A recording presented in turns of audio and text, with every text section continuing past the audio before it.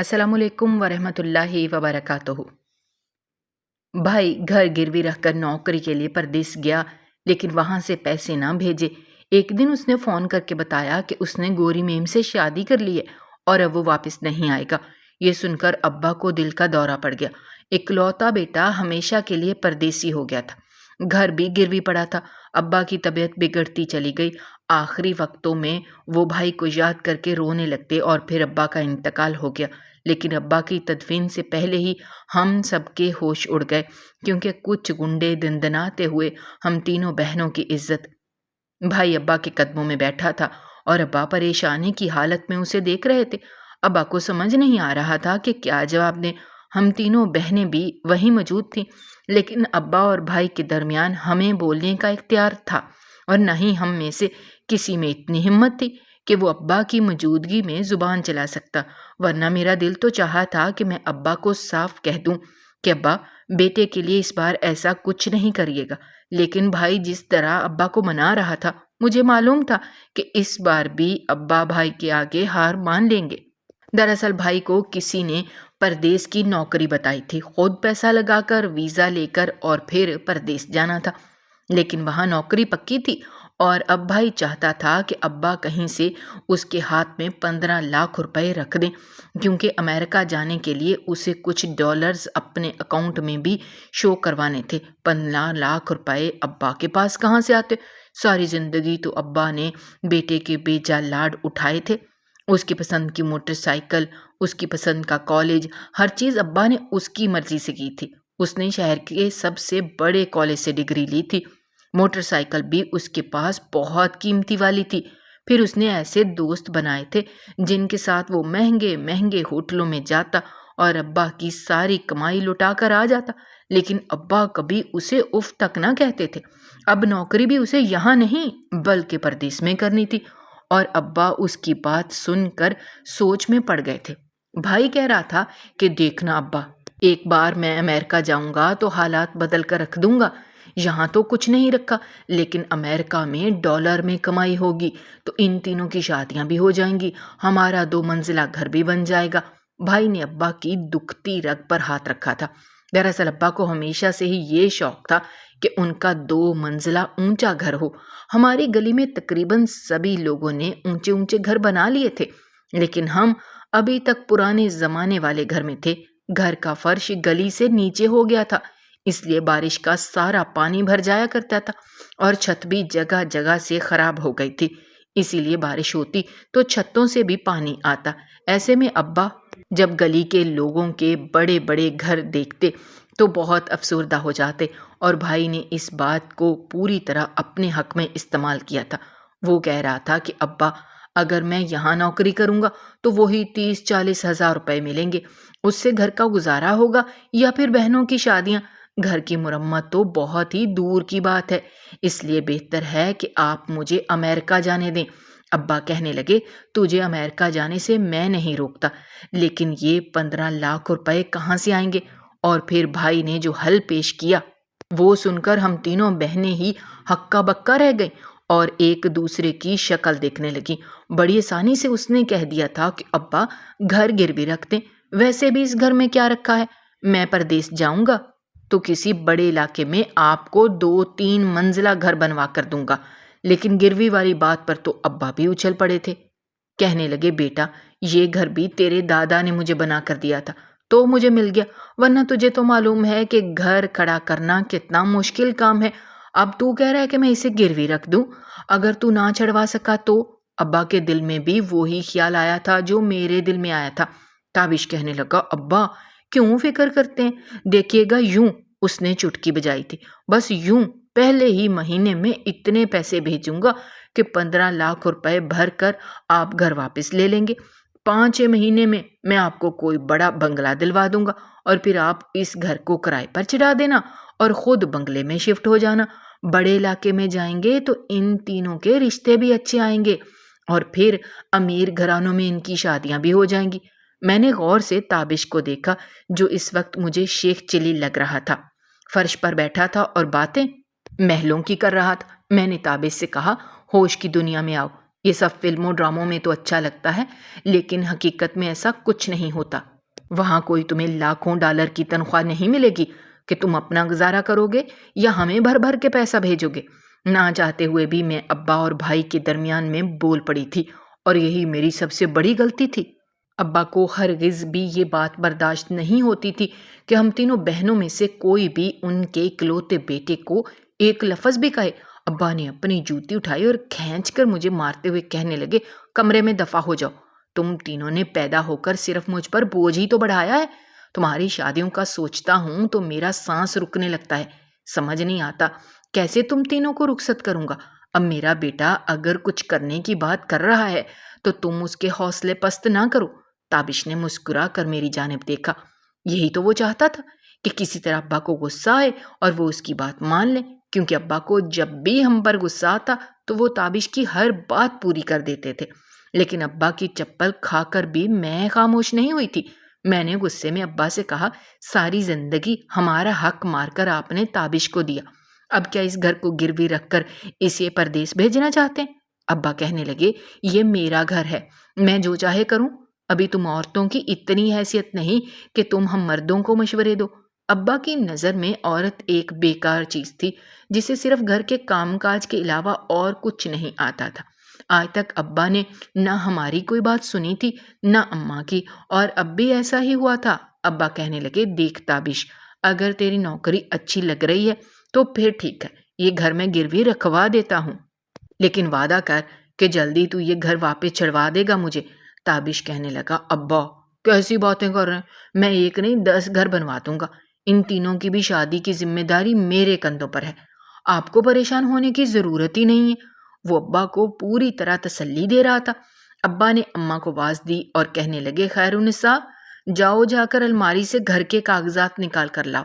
یہ سن کر اماں نے ایک نظر ابا پر ڈالی اور کہنے لگی، ایک دفعہ پھر سوچ لو مراد صاحب، ایسا نہ ہو کہ بیٹے کی محبت میں گھر سے ہاتھ دھو بیٹھو۔ اماں کو بھی بھائی سے محبت تھی، لیکن ابا کی طرح اندھی محبت نہیں تھی۔ اماں عقل و شعور سے کام لینے والی عورت تھیں اور اب بھی وہ ابا کو دوبارہ سوچنے کا کہہ رہی تھیں، لیکن ابا نے غصے سے اماں کو دیکھا اور کہنے لگے، خیر النساء، تیرا نام تو خیر ہے، لیکن تو نے ساری زندگی میرے ساتھ کبھی خیر نہ کی۔ 3 بیٹیاں پیدا کر کے مجھ پہ اتنا بوجھ ڈال دیا، اب کم سے کم مجھے اپنے بیٹے کے حق میں تو کچھ خیر کا سوچ۔ جا کے گھر کے کاغذات لے کر آ۔ ابا نے غصے سے اماں کو حکم سنایا تو وہ خاموشی سے چلی گئی۔ کچھ دیر بعد آئیں تو ان کے ہاتھ میں گھر کے کاغذات تھے۔ ابا نے تابش کے حوالے کیے اور کہنے لگے، بس بیٹا، میں تجھ پر یقین کر کے یہ کاغذات دے رہا ہوں، تو ہمیشہ اس بات کا خیال رکھنا کہ ہمارے سر سے یہ چھت چھن نہ جائے۔ تابش نے ابا کو گلے سے لگایا اور کہنے لگا، میں وعدہ کرتا ہوں ایسا کچھ نہیں ہوگا، اور پھر وہ گھر کے کاغذات لے کر چلا گیا۔ اس نے کسی کنگ نامی آدمی کے پاس گھر کے کاغذات رکھوائے اور اسے 15 لاکھ روپے مل گئے تھے۔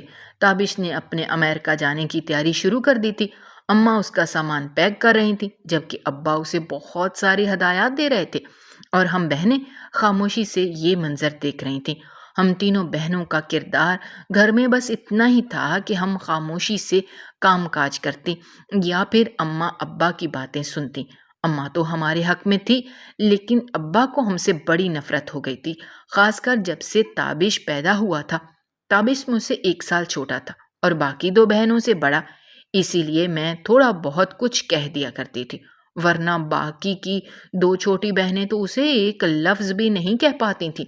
2 مہینے میں ساری کاروائی مکمل ہوئی، اس کے کاغذات بھی بن گئے اور ویزا بھی لگ گیا تھا۔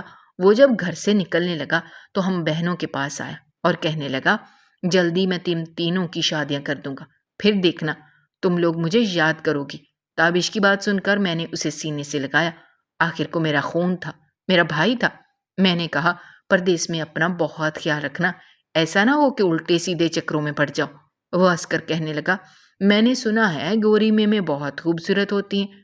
اس نے یہ بات مذاق میں کہی تھی اور میں نے اس کے کندھے پر ایک زور سے ہاتھ مارا تھا، اور پھر ہمیں خدا حافظ کہتے وہ چلا گیا۔ لیکن ہمیں یہ معلوم نہیں تھا کہ آگے کیا ہونے والا ہے۔ تابش کو گئے 3 دن گزر گئے تھے، لیکن اس کی خیریت کی کوئی خبر نہیں آئی تھی۔ اماں بہت پریشان تھیں، جبکہ ابا کا حال بھی کچھ ایسا ہی تھا۔ پردیس میں کوئی جان پہچان والا تو نہیں تھا۔ تابش کو خود ہی فون کرنا تھا، اور پھر چوتھے دن جا کر تابش کا فون آیا تھا۔ اس نے بتایا کہ وہ خیر خیریت سے پہنچ گیا ہے اور ابھی اس نے نوکری شروع نہیں کی۔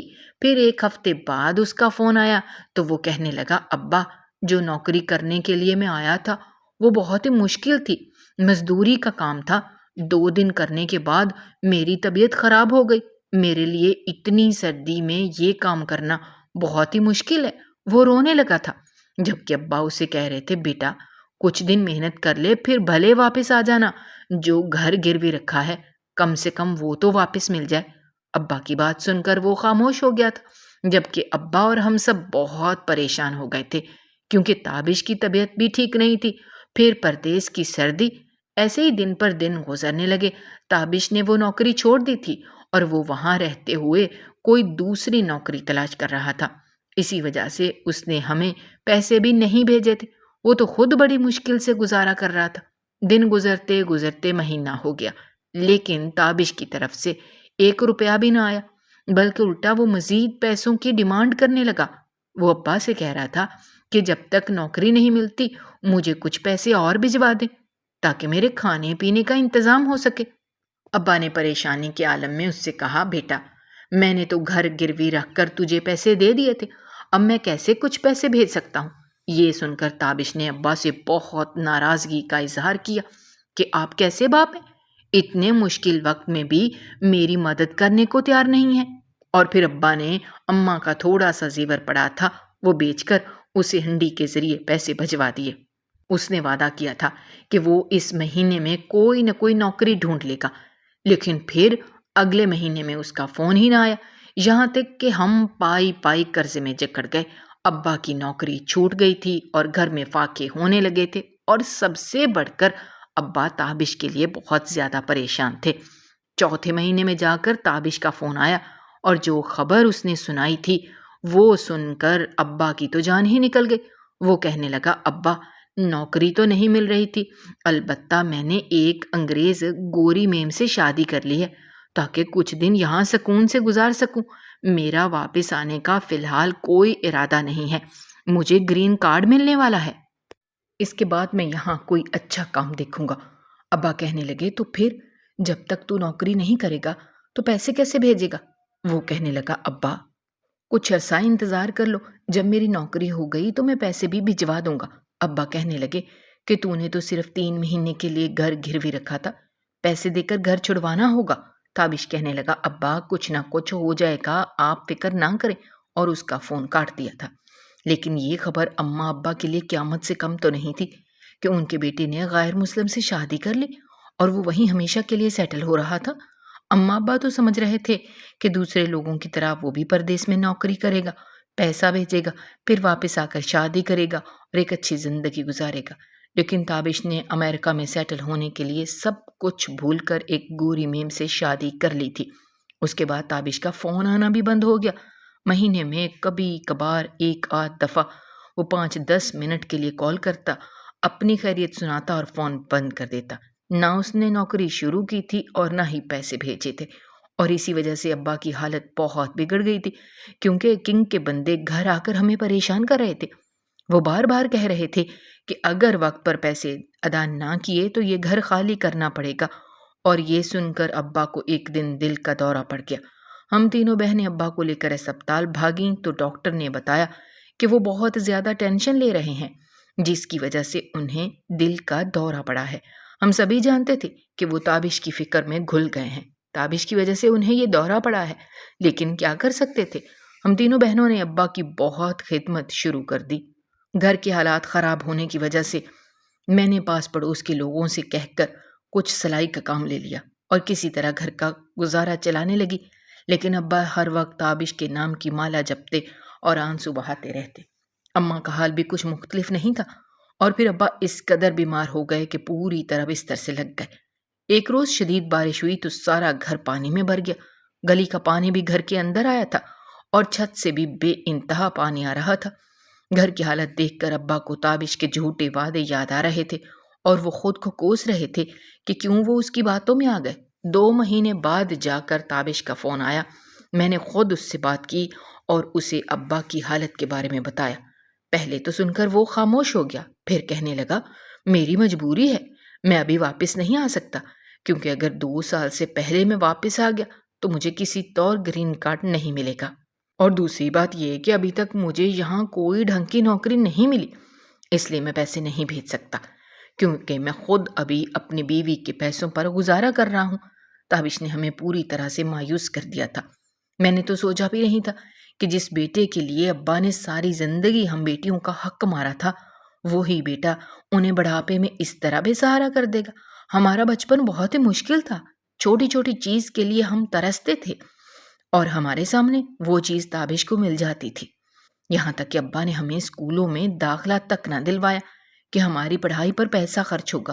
وہیں تابش کو ایک انگریزی اسکول میں بہت اچھی تعلیم دلوائی، وہ ایک بڑے کالج سے پڑھ کر نکلا، جبکہ ہم بہنوں نے 2 جماعتوں سے آگے کچھ نہ پڑھا تھا، نہ ہمیں لکھنا پڑھنا آتا تھا، نہ ہم کسی قابل تھے، بس سارا وقت گھر میں ڈری سہمی سی رہتی اور اماں کے ساتھ گھر کے کام کاج کرواتی۔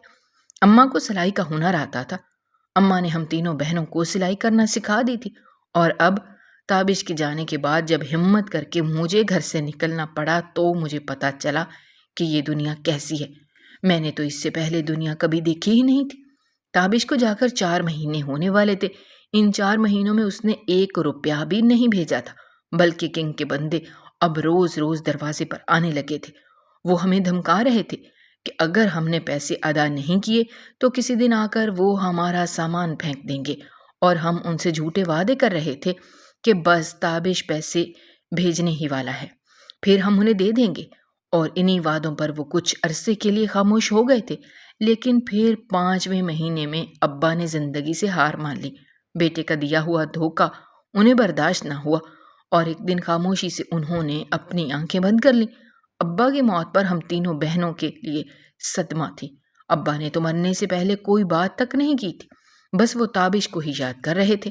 رات کے جس پہر ان کا انتقال ہوا، اماں ان کے سرہانے بیٹھی تھی، ہم تینوں ابا کے آس پاس ہی تھے، اور ابا صرف تابش کی باتیں کر رہے تھے، اس کا بچپن، اس کا کھیل کود، اس کی فرمائشیں، اس کی خواہشیں، اور پھر اس کے آخر میں کیے گئے وعدے، وہی کھوکھلے وعدے جنہوں نے ابا سے جینے کی امنگ ہی چھین لی تھی۔ ابا جو کسی بڑے بنگلے میں شفٹ ہونے کے خواب سجائے بیٹھے تھے، وہ اسی چھوٹے سے 2 کمرے کے گھر میں خاموشی سے ہمیشہ کے لیے کوچ کر گئے تھے۔ ابا کے انتقال کی خبر پاس پڑوس والوں کو دی گئی، گھر میں کوہرام سمجھ گیا تھا، ہم سب کی حالت بہت خراب تھی، پاس پڑوس والوں نے بہت مدد کی تھی، ابا کی تدفین وغیرہ کے سارے انتظامات وہی لوگ دیکھ رہے تھے۔ ابا کو غسل دیا گیا اور آخری دیدار کے لیے ہمارے درمیان لایا گیا تو ابا کو دیکھ کر ہم پھوٹ پھوٹ کر رونے لگے۔ باپ تو باپ ہوتا ہے، باپ کا جانا کس قدر اذیت ناک ہوتا ہے، اس پل ہمیں اس بات کا احساس ہوا تھا۔ بے شک ساری زندگی ابا نے ہمیں وہ محبت نہیں دی تھی جس کے ہم حقدار تھے، لیکن پھر بھی قدرتی طور پر ہمیں اپنے باپ سے بہت محبت تھی، اور پھر اس سے پہلے کہ ابا کی تدفین ہوتی یا ہمارے گھر کے آنگن سے ان کا جنازہ اٹھتا، کنگ کے آدمی دن دناتے ہوئے اندر داخل ہوئے تھے۔ سارے محلے والے حیرت سے یہ تماشا دیکھ رہے تھے، جبکہ اماں اور میری جان نکل گئی۔ میں نے دونوں چھوٹی بہنوں کو اپنے پیچھے چھپایا تھا، کیونکہ ان کے تیور بتا رہے تھے کہ وہ اچھی نیت سے ہمارے گھر میں داخل نہیں ہوئے۔ ایک نظر ان آدمیوں نے ابا کے مردہ وجود پر ڈالی اور پھر انگلی کا اشارہ کرتے ہوئے مجھے کہنے لگے، اب تو تمہارا باپ بھی مر گیا، تمہارے بھائی کو اگر پیسہ بھجوانا ہوتا تو کب کا بھیج دیتا، اور وہ امریکہ جا کر فرار ہو گیا ہے۔ بہتر یہ ہے کہ ابھی اور اسی وقت یہ گھر خالی کرو، ورنہ ہم تم چاروں عورتوں کا وہ حل کریں گے کہ یاد رکھو گی۔ کنگ کے آدمیوں کی بات سن کر جہاں میری جان نکلی تھی، وہیں کچھ محلے کے آدمی بیچ بچاؤ کرنے کے لیے درمیان میں آ گئے تھے۔ ہماری عزت پر بات آ رہی تھی، اسی لیے محلے والے ہماری مدد کر رہے تھے۔ کنگ کے آدمیوں نے محلے والوں کو بتا دیا کہ یہ گھر ان کے پاس گروی رکھا ہوا ہے۔ یہ سن کر محلے والے حیران رہ گئے تھے، اور پھر ہم نے سب کو بتایا کہ کس طرح تابش نے گھر گروی رکھوایا اور خود امریکہ میں جا کر سیٹل ہو گیا۔ یہ سن کر سب کو ہی بڑا افسوس ہوا تھا۔ محلے والوں نے کنگ کے آدمیوں سے کچھ وقت کی مہلت مانگی اور فی الحال انہیں جانے کا کہہ دیا، کیونکہ ابا کی تدفین ہونی تھی۔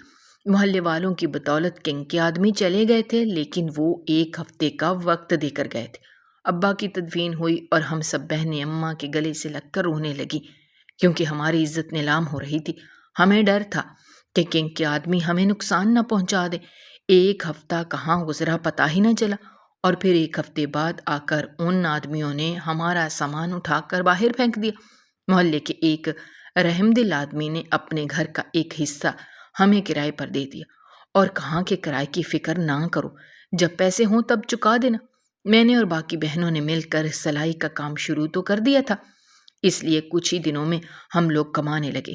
جیسے تیسے ہم نے کرایہ بھی ادا کیا اور گھر کا خرچہ بھی چلنے لگا، لیکن ابا کی کمی کسی طرح پوری نہیں ہو پاتی تھی۔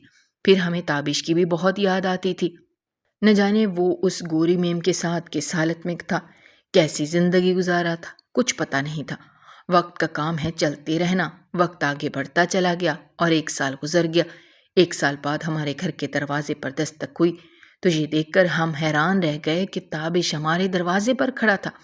ہمیں دیکھتے ہی وہ روتے ہوئے ہمارے گلے سے لگ گیا اور معافی مانگنے لگا۔ میں اسے اندر لائی تو وہ اماں کے قدموں میں بیٹھ گیا اور پھر روتے ہوئے اس نے بتایا کہ اس نے جس گوری میم سے شادی کی تھی وہ گوری میم بہت ہی خراب عورت تھی۔ تابش کو نوکروں کی طرح رکھتی، گھر کا سارا کام کرواتی اور اسے کھانا پانی بھی نہ دیتی۔ تابش اس کے ساتھ بہت بری حالت میں تھا۔ جب اسے وہاں کوئی نوکری نہ ملی اور گوری میم کے ساتھ گزارا ناممکن ہوا تو وہ اسے طلاق دے کر واپس آ گیا۔ یہ سن کر اماں بالکل خاموش ہو گئی تھیں۔